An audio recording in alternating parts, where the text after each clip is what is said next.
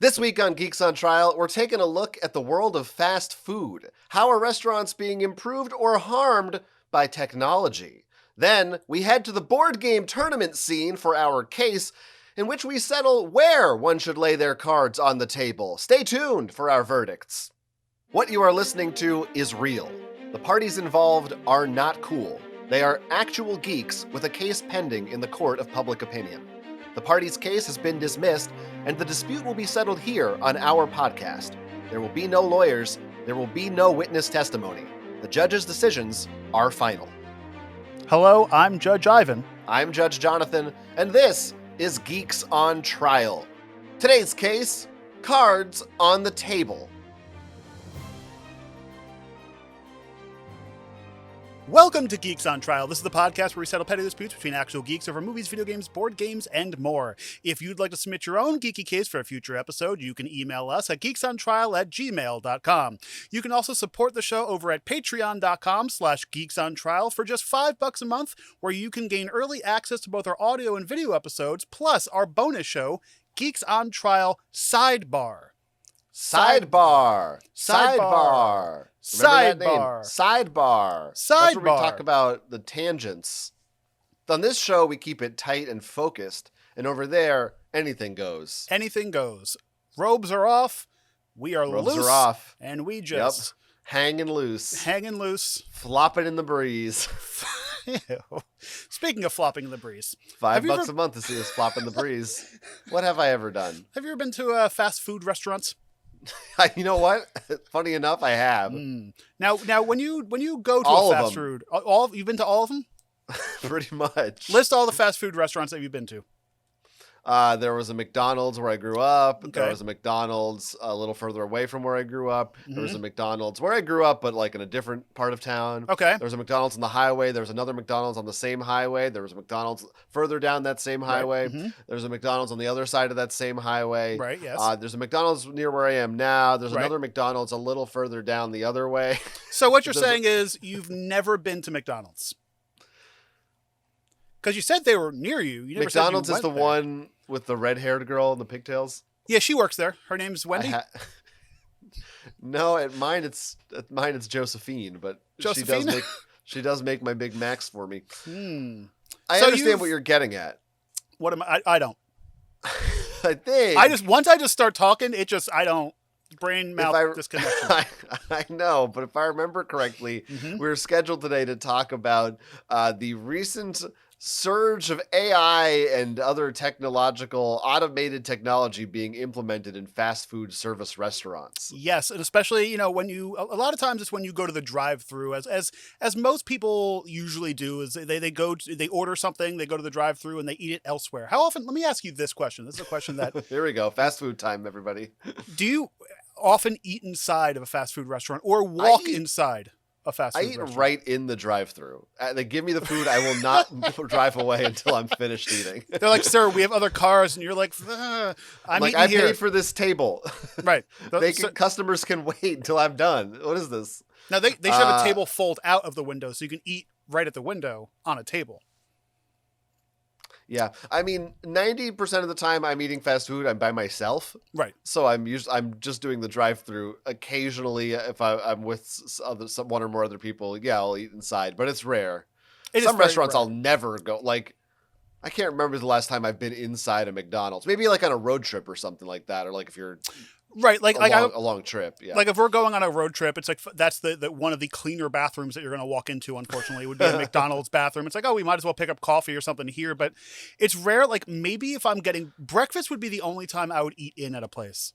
Like I've done it a few times where it's like, oh, I've had blood work done. Let me stop at like Burger King or McDonald's and go sit inside of the McDonald's and chill for a little bit. Why is that breakfast specific? Because you can't eat. You have to fast before most blood work. So like for 12 to 24 hours, you can't eat before some of the blood works that I get. Is that why my blood doesn't work? Well, that's why it just comes out as chocolate syrup. So anyway, but what about if you were in the drive-thru, right? And it wasn't a human being taking your order, but a robot? A robot at the... So there's two different sides to this story. There are... About a year ago, there was a McDonald's in Texas, which is a market that people test in for some reason, that they fully roboticized, robofied, made into a robot taking your orders. So not only was there some kind of AI taking your order, but there was a robot delivering your food through the window on a conveyor belt. There was a robot flipping the burgers in the background, doing the fries, doing all of that. And that didn't get as much of a stink because people were like, fine, whatever, as AI does, because I feel like AI has a specific it has a stigma against it. Yeah. But now the big thing is McDonald's is testing out AI taking your orders at the little the speaker box there, the clown's mouth when you drive up, and people are getting. That sounds like a euphemism. Hey baby, can I see the clown's mouth? No, I'm sorry, I'll leave now. Oof. But would it bother you, or would you even notice if you drove up to a drive-through and it wasn't a human? Well, I've never experienced this before. Have you? This is not something that's common. No, but so for me, usually what I do, like, it's rare that I will drive up to the drive-through window and place my order there. Usually I'll place my order on the app because A, there's coupons and stuff, and there's other stuff. So I guess technically I am dealing with an AI because I'm dealing with an app. So I'm not really dealing with a human. Kind of. Until you get to like the window and they're like, what's your mobile number? Yeah, well, I never at McDonald's is the one place I know. Maybe there's more. They need a code. They give you a code. Right. I go to Taco Bell or Wendy's. Just say your name. Right. Yeah. Why does McDonald's have this security system where they need a special code? And are you anything like me? It's like I just get anxious, so I have to pull up the code before I get there, make sure it's the right code. Yeah, because I don't remember JQ87 or whatever the hell it is. And then, so the issue with humans is they might not hear it properly, or they might not understand you because they're like, J what? JQ? B as in Barry? M as in... Yeah. Like, no, just my name is Ivan. This is not new to the world, maybe new to fast food, but I'm sure you've been on phones before to customer service or some other company thing where it's a robot saying, please tell me the nature of your call. Same exact thing. And then you say, it's this. And then they're like, I'm sorry, I didn't get that. Repeat it again, please. And you're like, A, B, L, whatever you're trying to. That's loud.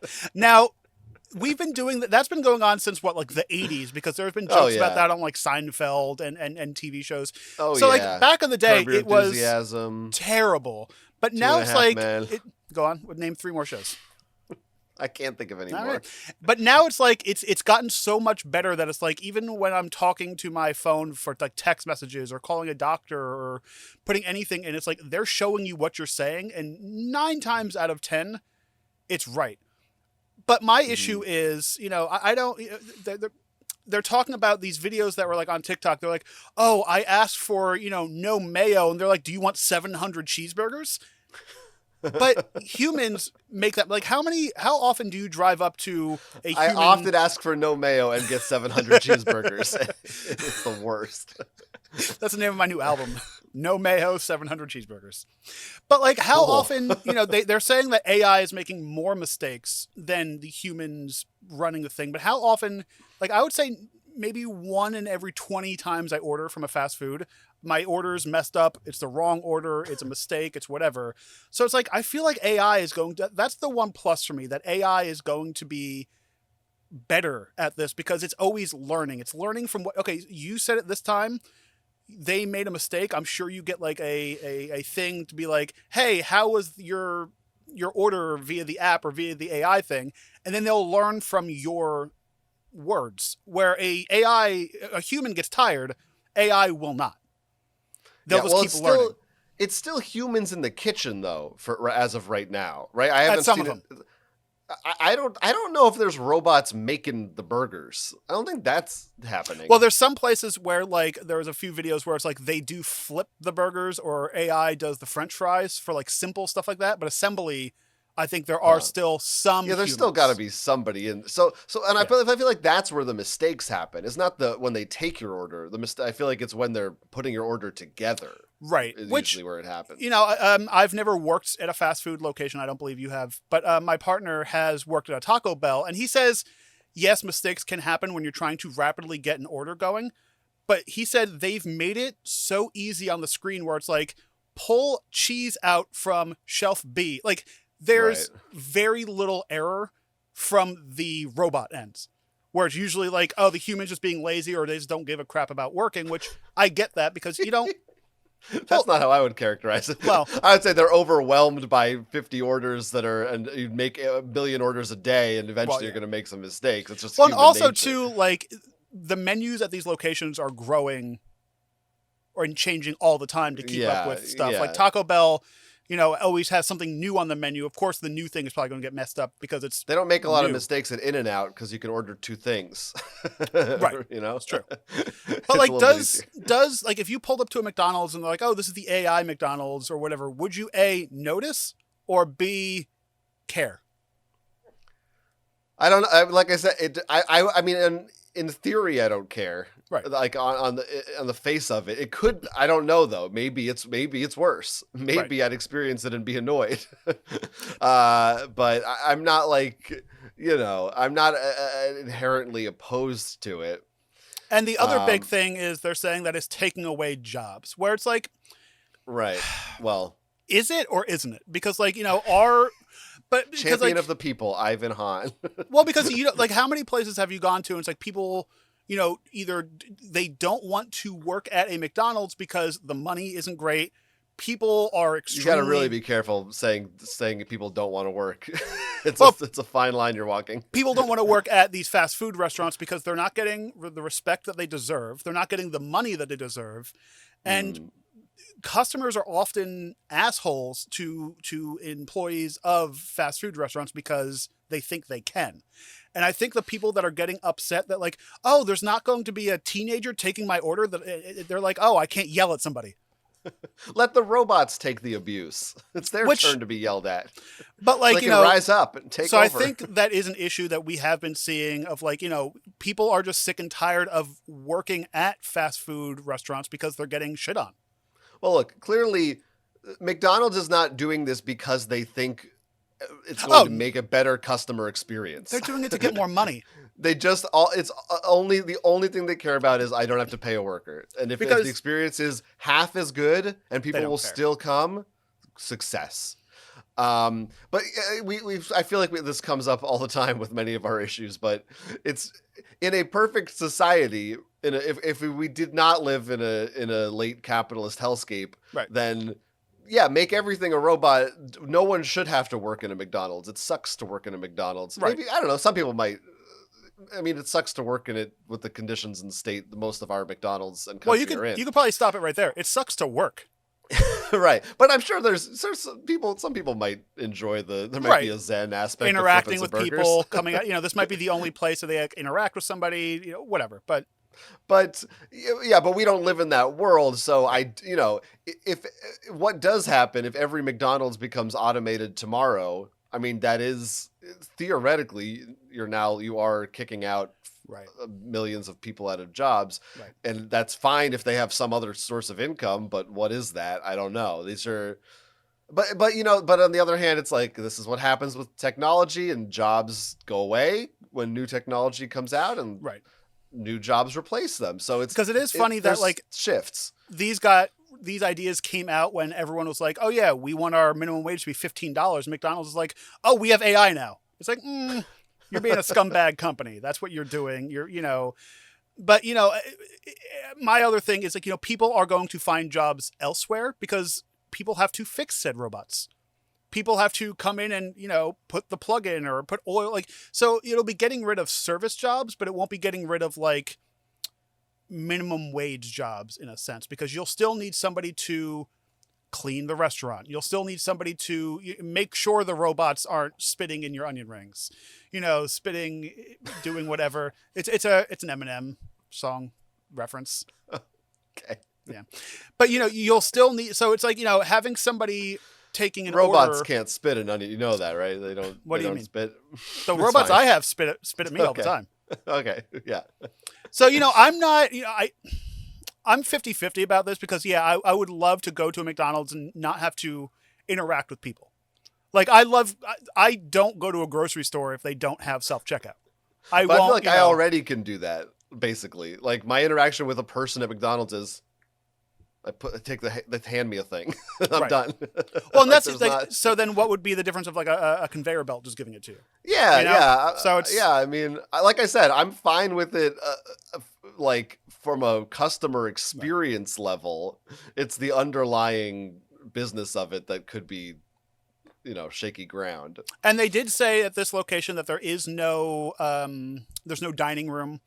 There's no, which might be better for safety as well. Like in some locations where it's like, a less safe area that you live in, or if it's like a New York City or a major metropolitan area, closing the dining rooms might be better in a way because you won't have people coming in there and doing stupid things inside these restaurants. So, it'd be safer for... Until it's all robots, and then they're like, there's no people here. We can just kick these robots' asses.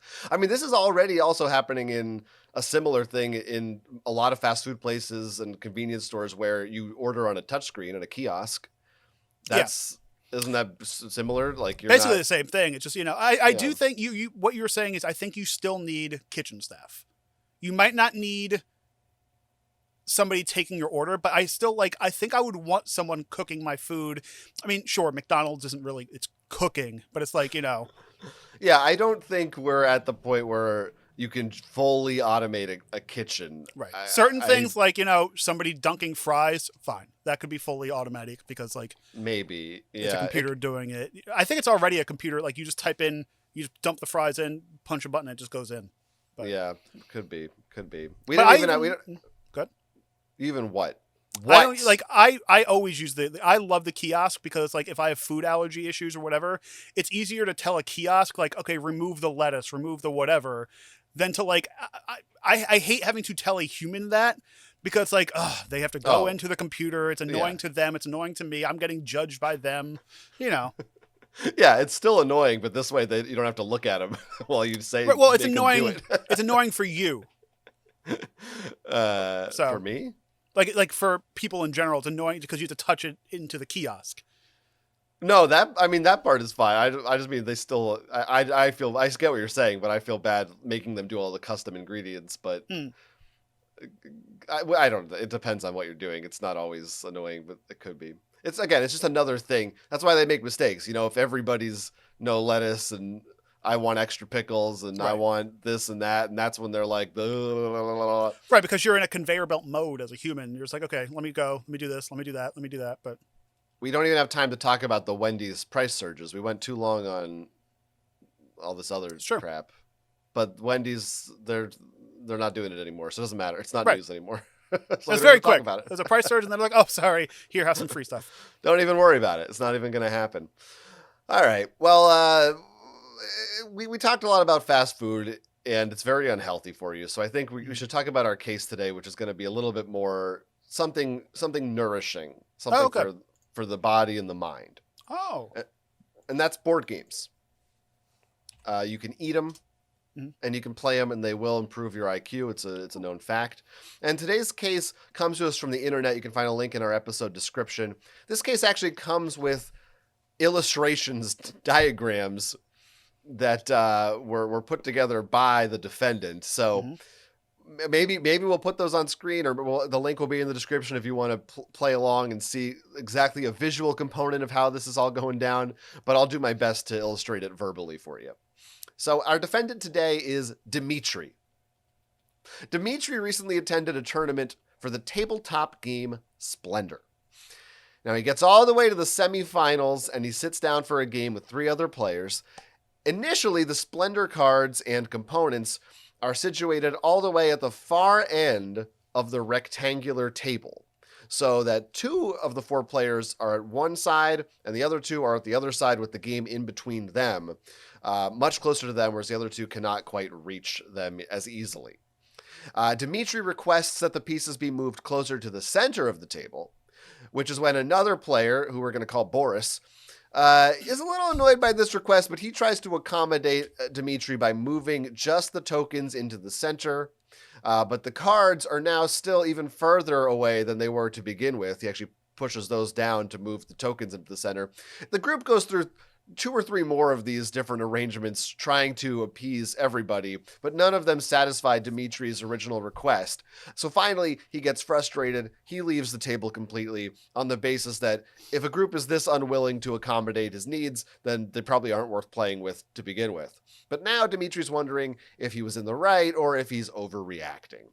So, as dual judges here on Geeks on Trial, it's now our job to determine whether Dimitri's seat tree was keen and peachy for reaching, or if he was acting abhorrent and Boris should have just ignored him.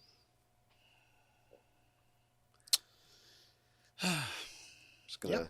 That's Dimitri. I got it already. And Boris. We're Okay, good. and I just want to make sure you had that. Just want to make sure you had those names. No, I have my notes. I'm here for. I wanted to help you out after the fact. Nope, I talked to the stenographer, and the stenographer read back all of your things, and we have a full recount of that, including the rhyming at the end. That's good. And did Al Gore win, or was it not enough? There's something about Chad. Chad? Do you not remember like the Chads on the election things? No. Oh, so... I only know Chad because he steals all the women. That's the only Chad I remember. Yeah, no. In that election, there was a machine that punched the holes in, and there was the hanging Chads. That was the big thing for that time. Hanging Chads. We relitigate the year 2000 but I do not have any idea what you're talking about. Such a young baby. Such a baby boy. Same age. Pretty much the same age. Born the same year. Okay, so we have Dimitri, we have Boris, and then the other two are just some schmucks that we don't care There's about. 2 other people that they're basically passive viewers of this. They're not taking direct part. They could be meeples at this point. We don't care about them. Sure, they might be. I mean, Meeple lives matter too. I just want to get that. Meeple lives matter. Okay. All right. Let's be careful. I don't want to offend the anti-Meeple people. I like to keep it very neutral. There's good people on both sides.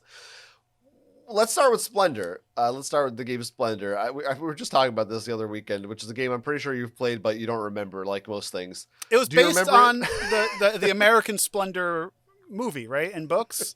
Yeah, Harvey was that who was the guy? Harvey Weinstein. Harvey Weinstein. Harvey no, Picard? R. Crumb. Harvey. Oh yeah. Sorry. Harvey Picard. R. Crumb is the. I think he's in the movie. Yeah. Yes. Right. So it's the board game based on American Splendor. You play as Paul Giamatti. You play as Paul Giamatti. Yeah. No, Splendor. I don't know. You're gem miners, and you are. There's basically, for people who don't know, there's 3 rows of cards. Okay. And in order to buy a card, you need to spend certain combination of gems. There's like 4 or 5 different colors of gems. Mm-hmm. And then once you get a card, it will also provide more gems for you. So the more cards you get, the easier it is for you to produce gems to get the cards that are worth more points, that are in the higher levels. Now, is your hand always 4 cards? You play 4. You pick 4 cards, and then you put the rest back. I can't tell if this is a joke. I don't know what you're doing. It's literally a joke from like 2 days ago. But so this is a reference to something only you and I remember? Yep. Has nothing to, the audience will have no idea what you're talking about. Nope. Okay. See, that's why I was confused. I wasn't sure if you were asking a genuine question about the gameplay. Because you're dumb. It's fine. It's good. 4 cards. That's not like a funny reference. that's every game. All right, it's fine. It's fine. I'm trying to explain the rules so the audience isn't confused. But don't actually care. It doesn't matter. You don't need to know the rules of this game at all. Mm-hmm. All you really, I suppose, need to know is that essentially players want to have access to 3 rows of cards and then 1 row, 1 lineup of different token types. And then there are the nobles, which are the high point things you can get from having certain arrangements of cards, but you are only interacting with those a few times a game, so it doesn't. Someone can just pass those to you. Usually, it's really the cards and the tokens that you'll want your consistent access to. This issue comes up in literally every game. Like, I think minus games where it's like you have your own stockpile of stuff, but like I feel like every game, excluding maybe a few like party games or whatever, table placement and table, even boiling it down to table style that you use per game, is a huge thing in a lot of these, a huge issue in a lot of these games. And I really wish in instructions they would be like, This game is ideal for a long rectangle table, a square table, a round table, because like a lot of times for me, a round table is usually the best to play. I would say most games, unless you have to be sitting directly across from somebody or whatever, because a round table, you can everyone has equal access to everything, I would say, and you could fit more people and whatever. So yeah, but so what kind of table do you think is best for gaming? It's a tricky thing. Table talk. It's time for table talk. I've seen a sentiment online every once in a while from people who say they wish that a game would include the size of how much space a game takes up too. We've run into this quite a bit. Sure, because a lot of games, especially if everyone has their own like little player mat and their own cards, and then there's also a big board in the center of the table, and sometimes you're like, I need a side table to put my stuff on while I look at the main board. This is why the dream is to get one of those fancy gaming tables where sometimes you can have add-ons, or they'll extend out a little tray for players, or you'll have a little ledge where you can put your personal stuff. I love that. Center has all the main board stuff. Yeah, those are awesome. I mean, it depends on the kind of game. Like, obviously, for a 2-player game, you probably don't want a round table because that you're either like all the way across from each other or you're right next to each other, and it's I've had issues too where the table is way too big. Or it's like you need to lean on a table, or it depends on like with a rectangle table, which is usually what we use, like a buffet style table. You have to like the two people at the end are kind of screwed because you need to lean all of your body weight across this table to get to something. Right. And yeah, it depends on the game and the number of players. Because if a game goes up to 8 players, then you have to sit at a big table, and then you just have to get used to handing things around to people. Usually, I feel like there's exceptions, but I think most games, if they go up to that many players, then it's more, like you said, more of a party game, and there won't be, hopefully there's not even a board, it's just cards or something, but not always. Sometimes you do have to manage that. And maybe a square table is the best thing. Like an old school card table, like they used to have, like a regular square, but equal maybe sided. Bigger, bigger than you'd think a traditional card table, I guess. But yeah, but I mean, how many of those exist? It's usually so really, if you're a really good game host and you host game night every week, you need to have like 5 tables in your closet. So you can put like a rectangle table for like if you're playing Captain Sonar. Then you have to have like a giant round table for like other games. You need a square table. If it's only 3 people, you have to break out the triangle table. Ideally, well, you could have the leaves. Yep. You could do the leaves. Mm-hmm. Why are those called leaves? I don't know. It's a mystery for the ages. A table leaf. But anyway, so and even like, boiling it down to like room size too, because we were playing the Blockbuster game this weekend, and there are acting out scenes in things. So it's like, okay, I need to make sure I have room behind me to get up and not bother things. And so, games are more about, have a lot more than just the game going on. You have to think about everything around you. You do. You really do. Table size is obviously an issue. The big thing for me when it comes to how you're gonna arrange things on a table and where you're gonna place them is which direction does the board face? Yes, Because let's say a 4-player, now in Splendor there's no board, so it doesn't even. But it applies to the cards in Splendor. Right. Well, we can get to that. But in a typical game with a board, it's only can face one side of the table. That's just the way the world works. I don't know. So at least half of your people are getting screwed out of being able to see it properly. And then if you have people on the ends of the table, then they're like at the halfway, so they're seeing, they can kind of see it. So I don't know. What do you do in that situation? What's the answer? So for me, what I'm going to do when we get a house and we have our gaming room is install a giant mirror on the opposite side of the ceiling. So it's looking backwards, so you can look up and be like, okay, this is what this says. Or cameras. I can't tell if you're joking or if this is really something you want to do. No, this is really serious. So this is something that, like, in school, I forgot what it was. There was in cooking classes, like a home ec or whatever. The teacher always had the stuff on the table facing them. So in our home ec class, they had a giant mirror above them that you can see what was going on. I have to watch hand movement. I just hiled a bunch of people. You can see. That's fine. You can see what was going on, and it was facing you. The which is only really problem cool. with that is, of course, in a board game, you're not supposed to always see everybody's Exactly. hands of cards. Right. You can't play poker like that. Right. Well, you can, Yeah. but one side's going to do really, really well. Yeah. Yeah, I'm usually the only general rule I have for that is if it's a game I'm introducing to people that I've played before hmm and I'm teaching it to them, then typically I'll face the board towards them and away from me. Okay, so you'll do the 'Cause- backwards teaching. Because like, Yeah.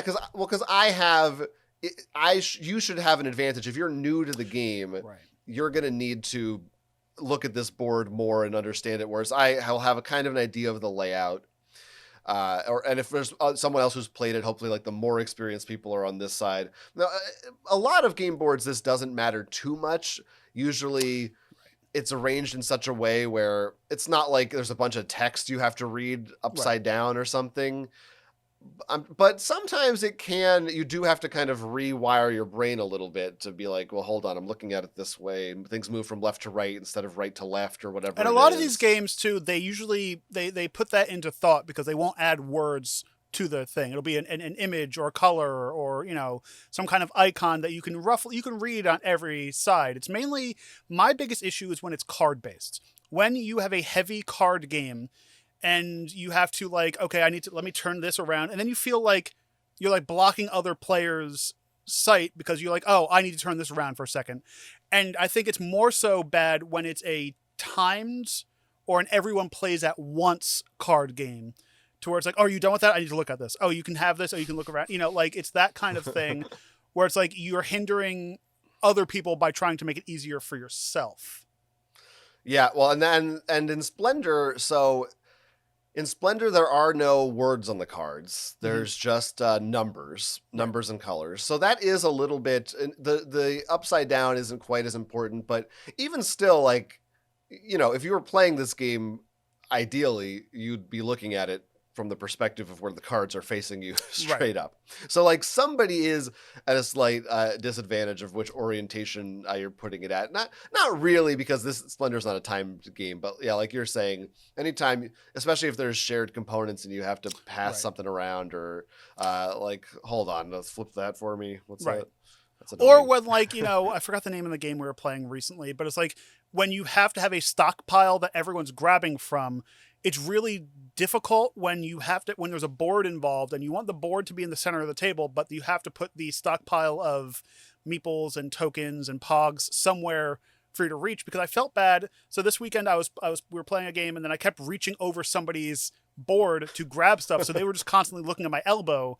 But the other downside of that is having to have the person next to you be like, hey, can you grab me that? Can you hand me that again? In being that guy.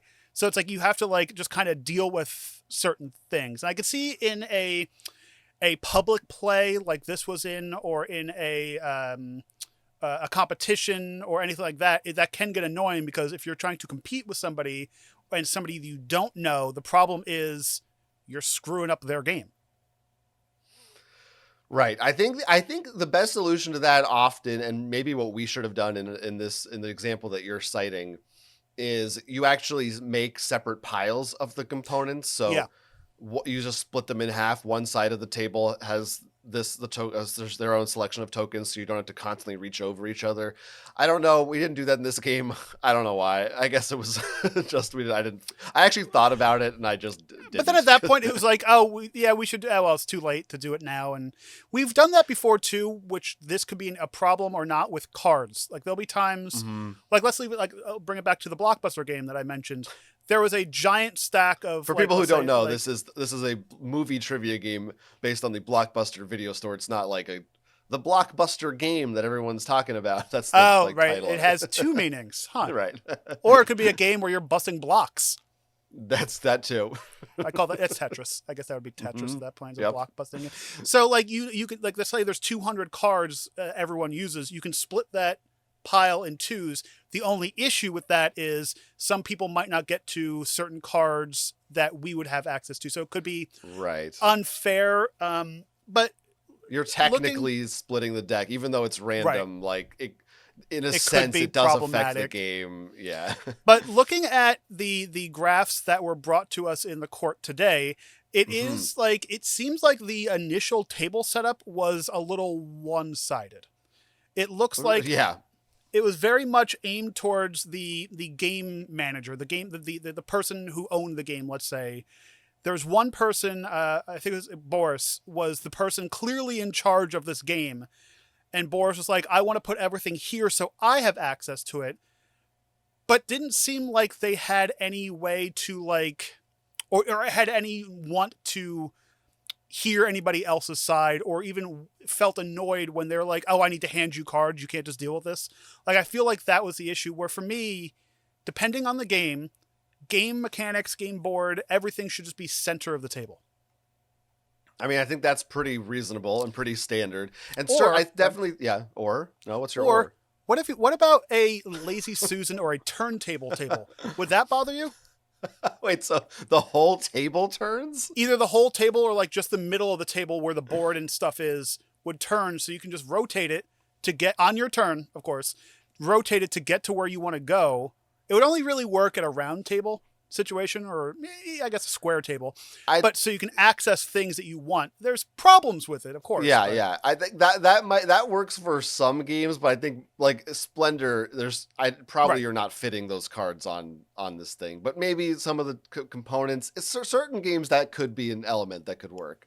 I feel like we've actually done that a couple times, but I can't think of what games. I can't think. It was now, for. The best thing, like, we've filmed games for a good portion of our lives and had games in front of the camera. Portion of our lives. The best way to film a game is doing it Last Supper style, where there's nobody sitting on one half. That's also really the best way to play a game too. Like, if everyone's sitting on one side. So?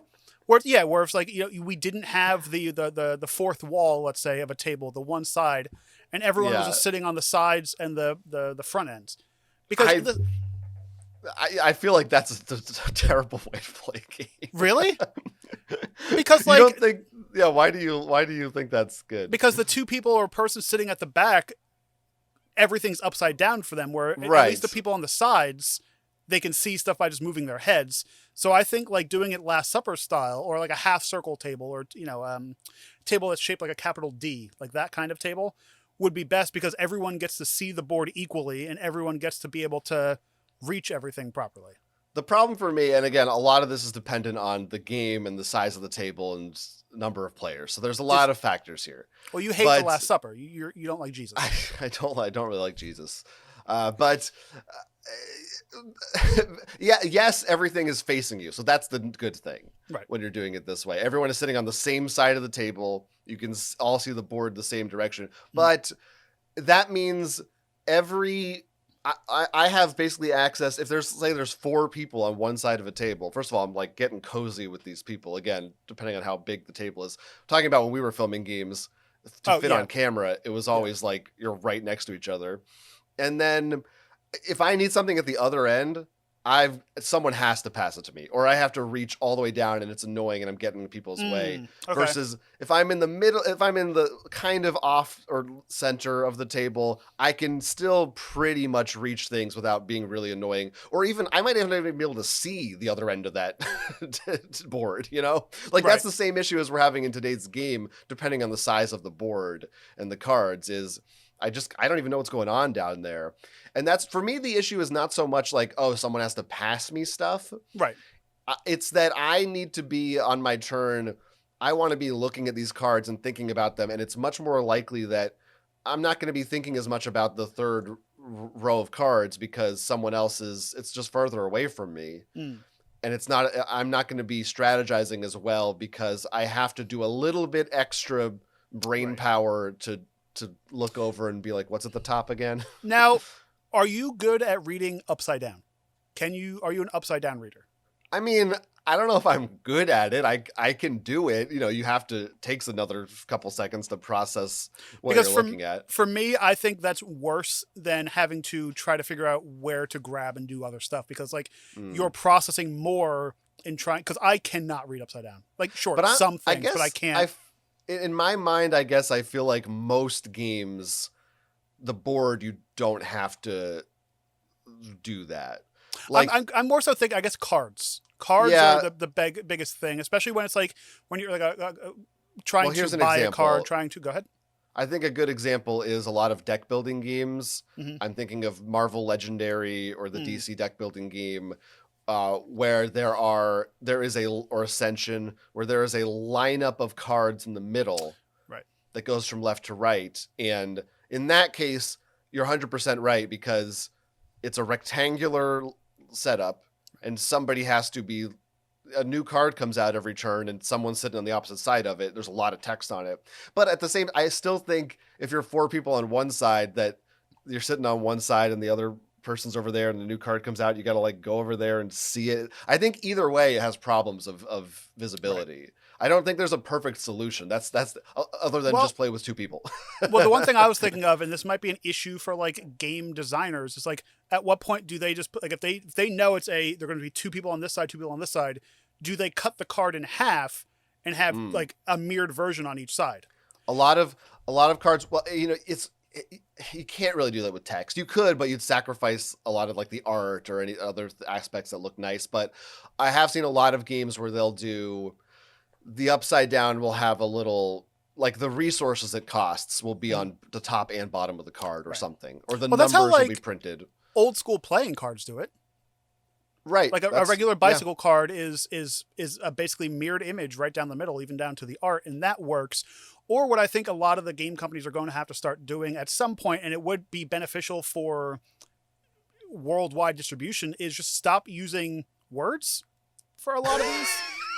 Oh, but think about it. If you, like, for certain cards, words. Minus like, oh, you have to read your abilities and stuff like that. But for a general game board or game card, just symbols, colors, and numbers.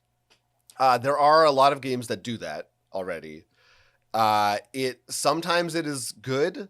Mm-hmm. The problem is, a lot of times, the more complicated a game is, the harder it is to remember what the hell's going on. Right. Because if a card says, play this on your turn during phase 3 to do this, it's like, okay, I know what this card does. Right. Whereas if you look at a card, you haven't played this game in a while, or it's your first time, and it's just like green blob, arrow, equals sign, red blob, 3. Right.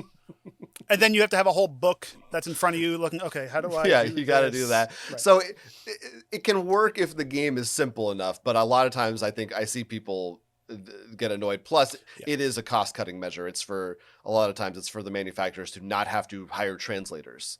Right. Because then you don't, or to not have to print cards in different languages. You just print them once. Which can be great, which can be good. Sometimes it works. But the only reason why I like that is because Splendor is an example of this. You're able to play at a table with a whole bunch of people who might not speak the same language as you, or might have some kind of learning disability or something, where it's like, it works. So it's like it brings a community together. But you're right, there are some games like, you can't do that with. Like, you can't do that. I've never really played Magic. But I was going to say. You can't do that with any of the what CG, what games are, what are 3? LCGs, CCGs, any of those, whatever's not trademarked.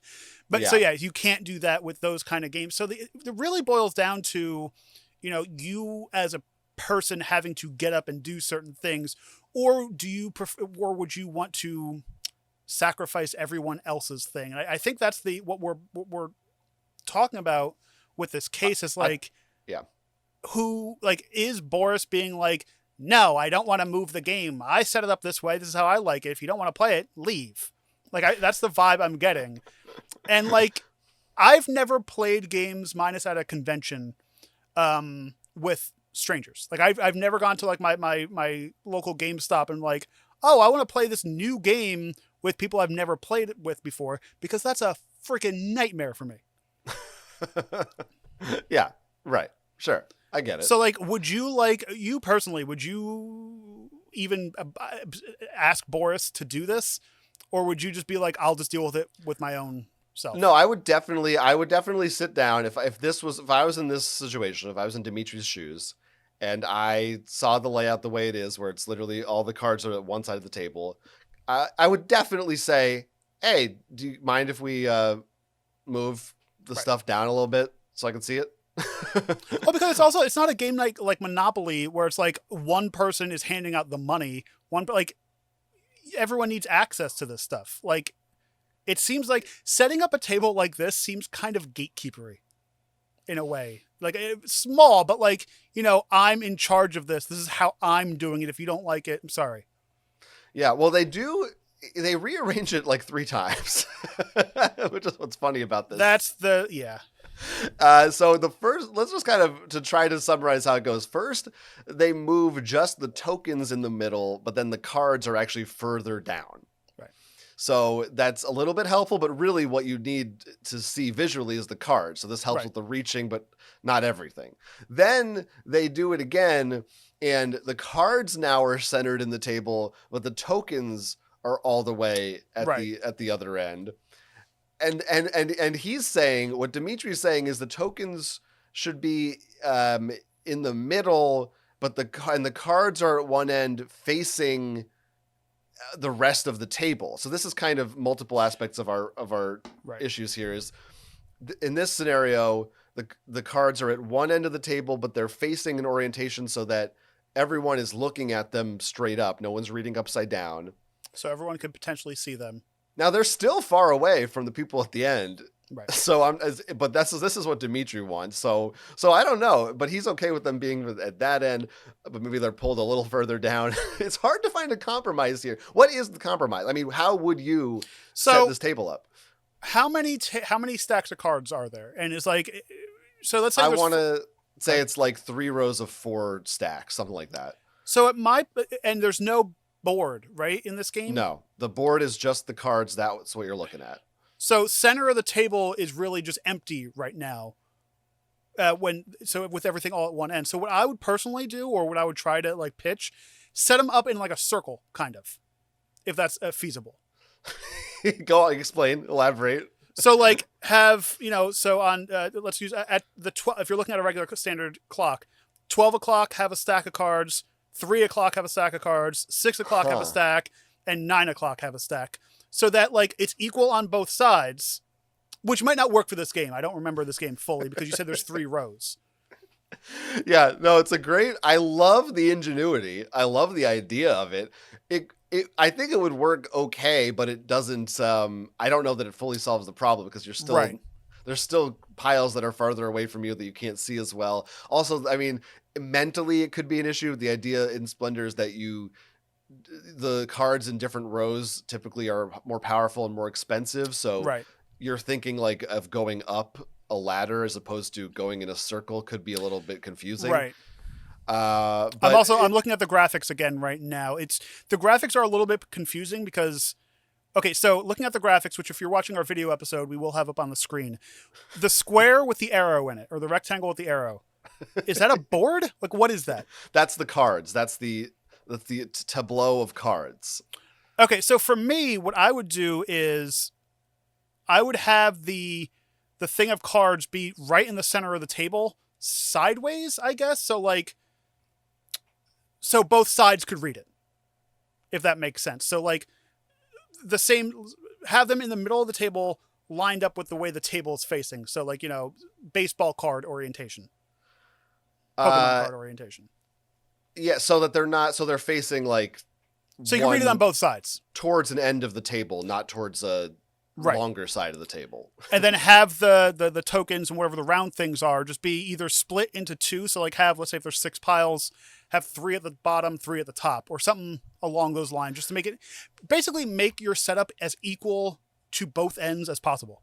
Yeah, I don't know why none of the diagrams have the tokens be on one side of the one of the 2 players' sides, as opposed to at an extreme end of the table. And I'm sorry if this is confusing to listeners who can't see things, but even though, I guess technically the people sitting in front of the tokens, I feel like it's better to have to just go like this and pass a token across the table than to have to pass it all the way down to the other end of the table. And I was thinking too, like having like the banker in Monopoly, like have one person in charge of it, but then like that's something that person has to think of, and it might slow down the game some more. You know what I'm saying? Like it might be more problematic for that individual person. But I've never had a game issue where we've had to discuss game placement this much, because like, no, I feel like we've played so many games where it's like we just kind of like you center stuff so it's easily accessible for everyone. Yeah. Yeah. I mean, it's pretty, usually it just kind of works out. Also, we've played with a lot of people being our interchanging game group or strangers at conventions and whatever. We've never really had this issue come up of somebody being like, hey, can you do this? What I'll do is occasionally, like I did the other night, was I'll take my phone out and take a picture so I can see it myself. Yeah, yeah. So we've done that every once in a while. But that like, works if it's fixed, but in this case the cards are changing every right, round, so you right. can't. Um, but yeah, I do think there's a solution. There's not a perfect solution. I feel like no matter what you do, someone will have a slightly lesser experience than everyone else. But I also think Right. it's worth noting in this case, this is a Splendor tournament. Okay, So you're yes. assuming that everyone here has pretty high familiarity level with this game. Mhm. So they also shouldn't be, it's not like a newbie sitting at the table. Like, you should have a general idea of what Like, types of cards are coming out. You're competing. Now, I've never played in a tournament that I remember or know of. You were blacked out, I remember. You were totally drunk. I was wasted. That's when I stopped drinking. Now, I thought when you did a tournament where you were competing or there was money involved or some kind of prize or just a friendly tournament where you're going, I thought there was specific maps and stuff of like, to keep it fair, the table's set up this way, we're doing it this way, there's a timing mechanism. Like, I think that's certainly a thing for like Magic, but I don't know about other board games. There's so many that I don't know if people are really making those for them. Well, the one thing, like, I've walked into a few like tournament rooms where it's like you get there and the table is set up by whoever's running the tournament. And I just thought you weren't allowed to, like, because it's a tournament, you weren't allowed to like touch that stuff because like this is how it's set up. Mm. Big thing, like, when we go to like when we used to go to Gen Con, going to Gen Con, you would play games or they would be reviewed to you by the company. So the company set these games up. So I would think like you walk into this room, it's set up by a professional. This is how it should be played. Like, you don't mess around with this. So that's where like I see the issue that like Boris potentially set it up his way. Yeah, I don't know. They said that took place at a small convention.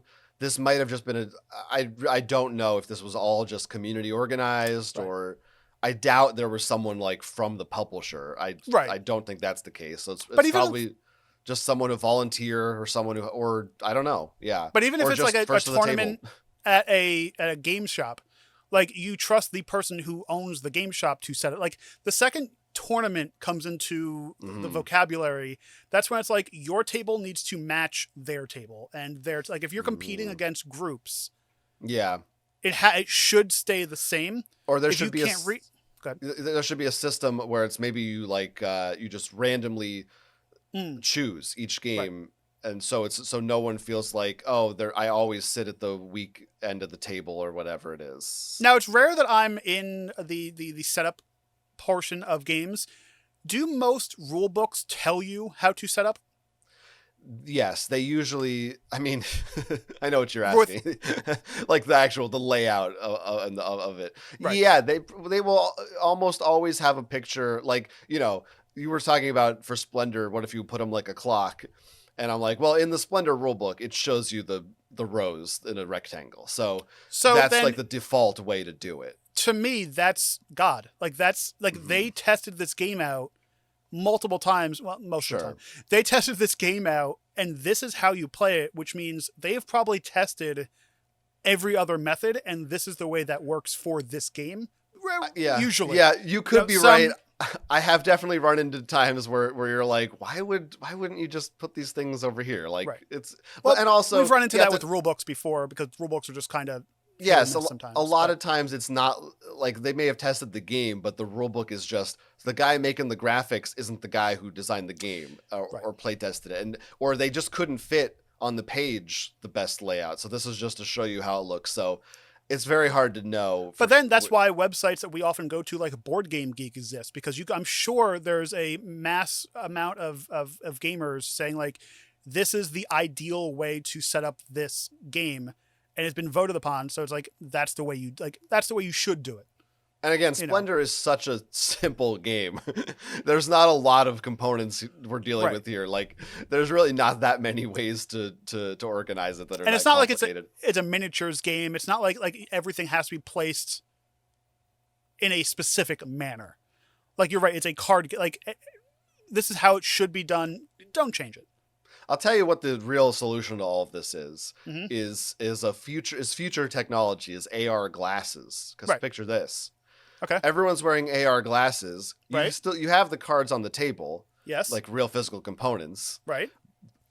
Calm down. But no matter which way you're facing at the table, the glasses flip so the images look upright to you. Huh. Think about I mean, that. That's awesome. But we also have this in real life right now. It's called online play. So you can just play this game on Good. like, any of There's the a digital splendor things, and you can just turn the table upside down if you wish. That is another possible solution. Like, it just seems like there's so much stress going on at this. Like, they changed it, 3 or 4 times? Yes. Like, and it seems like some of the other people are just there to, like, just let me play the goddamn game. Well, so that's home. the tipping point for me where I don't know how I feel about this, because Yeah. in the initial scenario, I'm completely on Dimitri's side and think Mm-hmm. that's too far away. This should all be moved into the center. Right. But then I don't know. It's hard for me to gauge. Is the 2 or 3 more times of rearranging it, is it Boris being annoying, Right. or is it Dimitri being demanding? So what I'm imagining right now, because the amount of times they've switched it back and forth, is 2 hard-headed people going back and forth. One being like, so Boris set it up initially his way. This is the way Boris wanted it set up. Dimitri comes in, hey, that's not right. Can you move it this way? Then Boris, seeing that, countering the Dimitri's move and being like, no, it's my way. Move it back this way. And then back. So it's like, it's a back and forth until literally someone goes, screw this, I'm out. Yes. So it just seems in my brain right now, and this is kind of like where my verdict's going. It's like, it's 2 people who are very, like, not alpha gamer, but like very, like, they want to start some shit today. And it's like, it's my way or payday. Like, it's that, It's how all these board game conventions go. They're full of rough customers. Eventually someone's going to start some shit. That's why when you go to certain conventions, you got to walk through metal detectors. People be bringing in weapons and stuff. You can't. I always come with mace and mace or a mace. bulletproof vest. Like mace or a mace. It depends on the convention, because you can be cosplay. My mace is covered in mace. I think I'm ready to deliver my verdict, but I don't know if you want to go first or if you want me to. I'm gonna let you go first because I want to hear how you're doing. Because I'm go first. Yeah, I get it.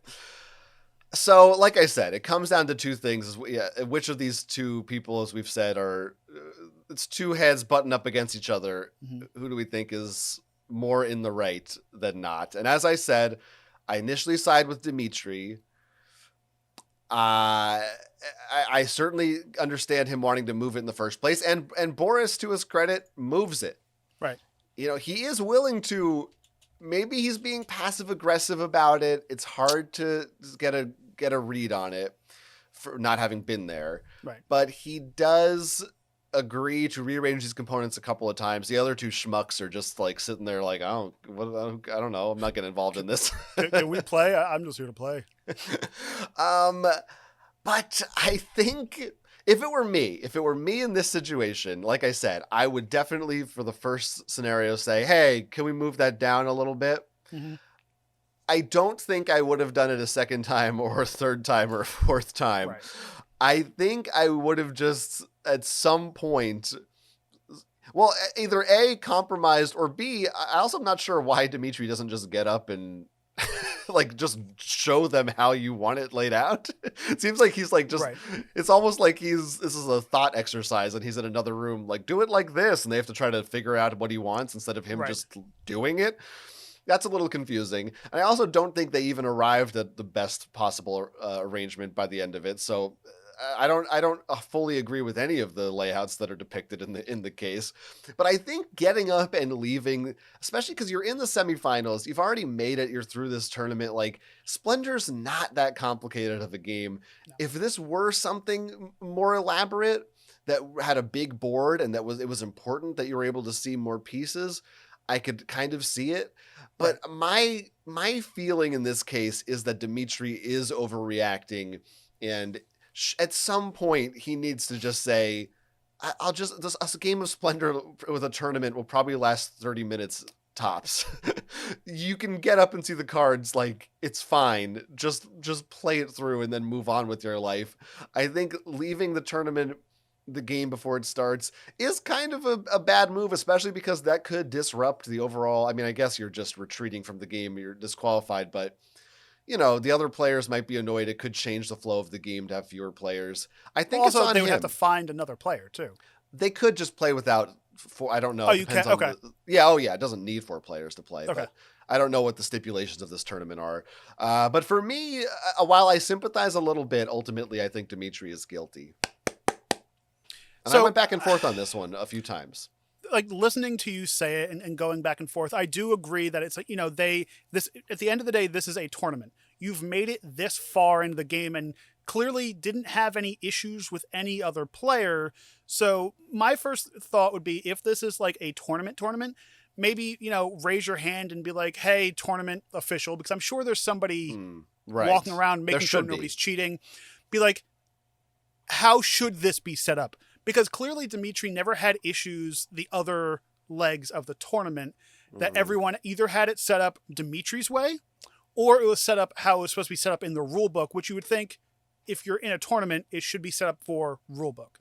So I do think between Dimitri and Boris, there was definitely, like, you're in a tournament setting. People are serious about this, or at least the two of them are, because I feel really bad for the other two people who are just sitting there being like, for fuck's sake, can we just like play the game? Like, I'm sure there's other things going on.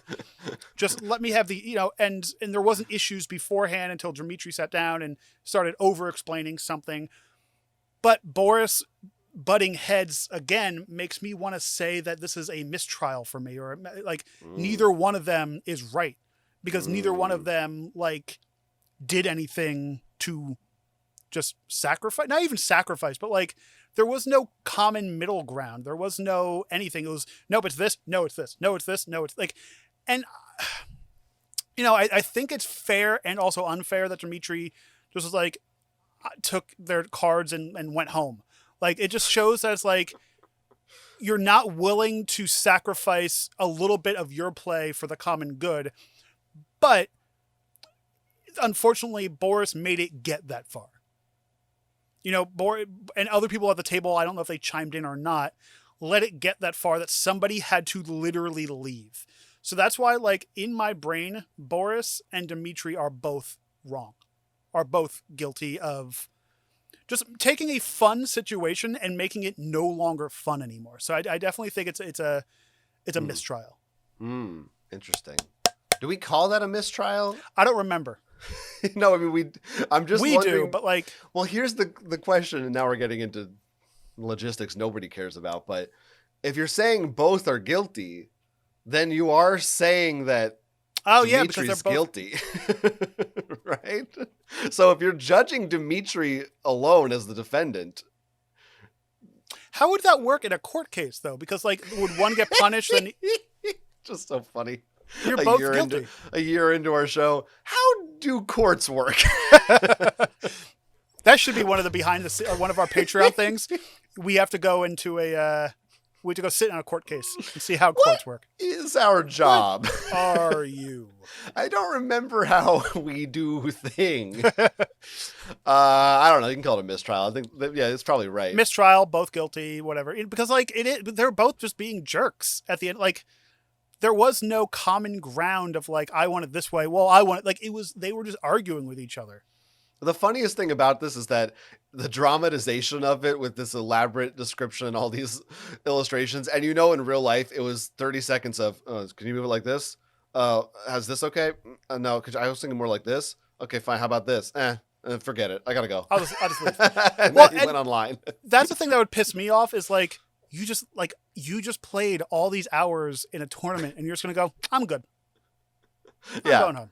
I mean, this could have been, for all we know, he played 2 games before this. You know what I mean? Right. Like, yeah. Semifinals depends on the number of players. It might not actually be that big of a time commitment, but my biggest thing is like, if this is any tournament, there's somebody there to like flag over, hey, we need help on something. I would hope so. There may not be. It might just be a shoddily run thing. But that's also why, like, I was leaning more towards Dimitri because, like, why did they all sat down at this table? Why did Boris change it up? This is on the organizers because maybe they've had different sized tables.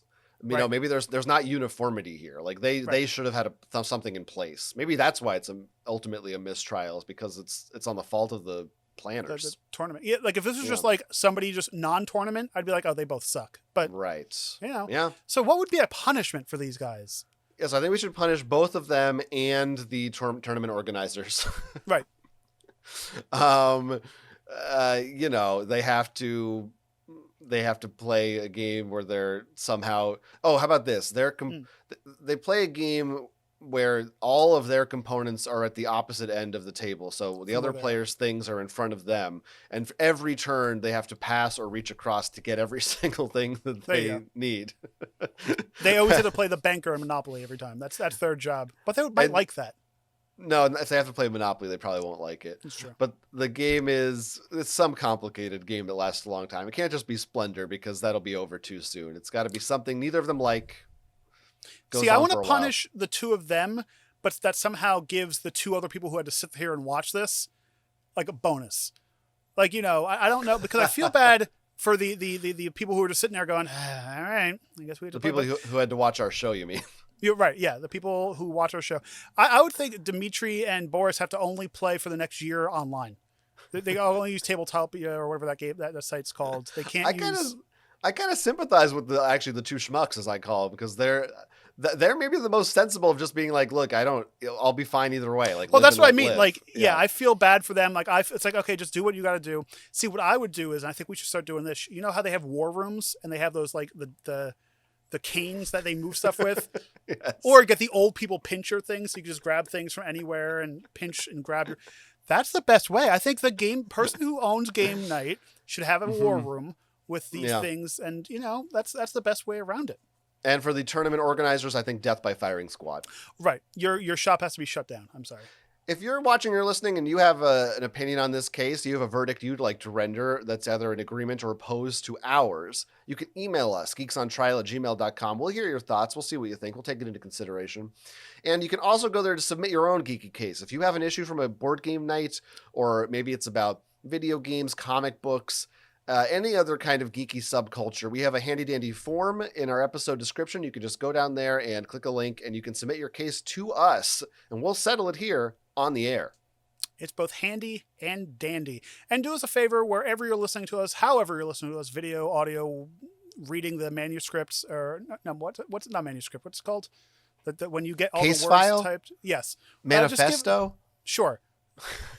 Just give us a thumbs up, 5 stars, anything positive to bring more people into seeing us through those weird algorithms. Transcript? Transcript. That's the word I was thinking of. Do you remember back in the day where it's like you can write into the Oprah Winfrey Show and get a transcript of today's episode?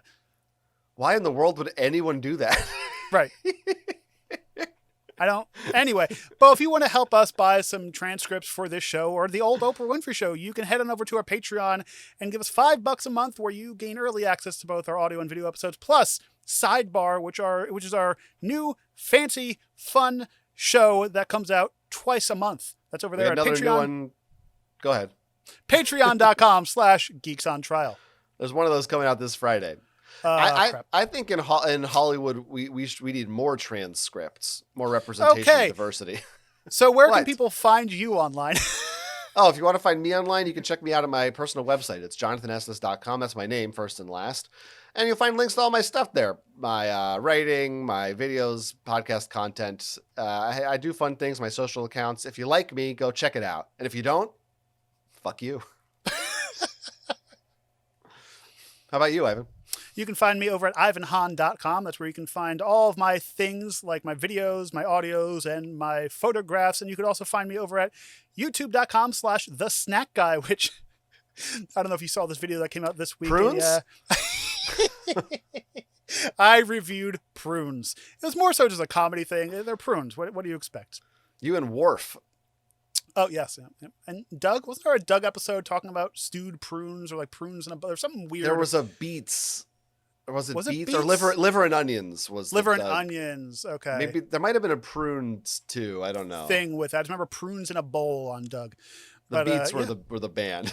So I review prunes. They were a snack-sized bag of prunes. That's a specific kind of prune. Mm-hmm. I don't know if I've ever eaten a prune in my life. That was the first time I did it. It was on camera. So I've had prune juice. I've had a plum. I've plum- pruned is it hedges. No, I haven't. No, yeah. No, you haven't. All right, that's the end of this episode. Thanks for watching or listening. Tell your friends and your loved ones, too. I'm Jonathan Estes. I'm Ivan Hahn, and this case is closed. Hell yeah. See you next time.